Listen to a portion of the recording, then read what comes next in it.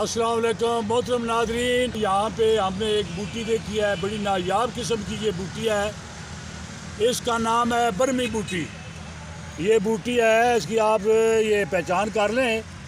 یہ دیکھیں اس کے جو پتا ہے، یہ دیکھیں، یہ گھوڑے کی سم کی طرح، اس کو گھوڑے سنبی بھی کہتے ہیں۔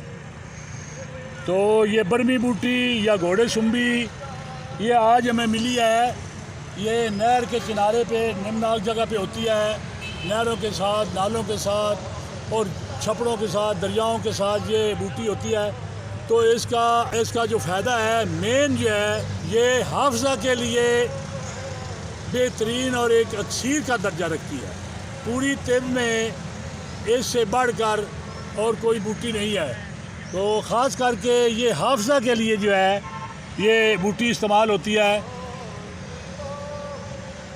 تو یہ بوٹی، اس کا جو ہے کچھ لوگ جو ہے یہ جریان اطلام کے لیے بھی اس کا سفول جو ہے وہ استعمال کراتے ہیں، خارش کے لیے بھی کراتے ہیں، لیکن اس کا مین فنکشن جو ہے وہ یہ حافظہ کو تیز کرتی ہے۔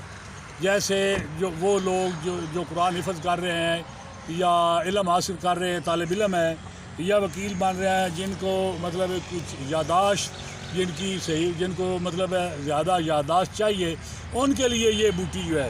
تو یہ تین چیزیں جو ہیں اس کے ساتھ، یہ ایک یہ اور دو چیزیں اور اس کے ساتھ ملا کے یہ ٹوٹل 3 چیزیں بنتی ہیں۔ مثلا یہ اگر 1 تولہ ہو تو 7 دانے جو ہیں یہ گری بادام کے، اور اس میں تقریباً 1 گرام جو ہے وہ آپ کالی مرچ ڈال لیں۔ تو اس کو آپ جو ہے اچھی طرح جو ہے مکس کر کے، کوٹ کے اس کی گولیاں بنا لیں آپ چنے کے برابر۔